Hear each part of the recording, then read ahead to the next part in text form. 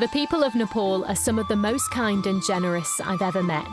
They have such strong values around family. From what I've seen, who you have is far more important than what you have. Despite the personal and financial problems people are facing as a result of the earthquake and indeed the fuel crisis, they're so giving. Our next trip is a 12-hour drive west through the mountains. We're on our way to the Shreejana Secondary School for the Deaf in Pokhara. It was the first school built by Preston charity Deafway in 2000.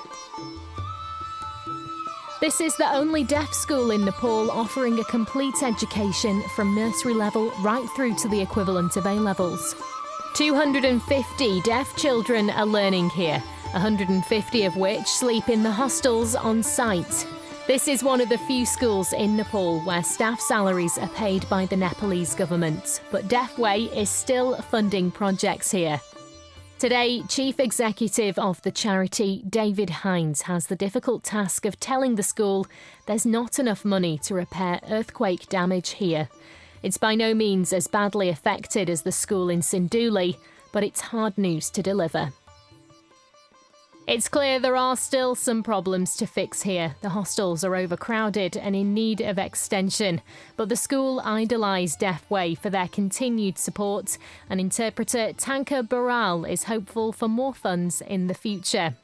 For the development of this school, Deafway comes first because Deafway initiated this project as a school, and afterwards, government of Nepal also started to help us. Tanka takes us on a tour of the grounds. He explains how the fuel crisis in Nepal is even affecting education.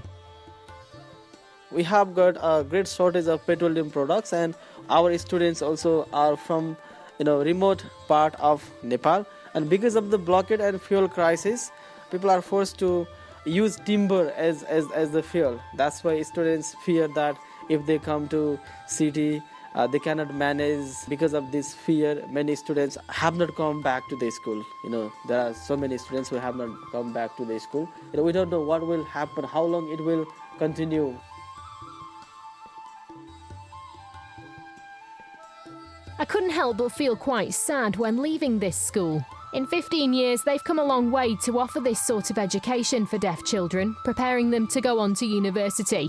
It's something that would never have been an option for these students before. The deaf people I've met here don't take education for granted, but problems beyond their control are blocking their progress.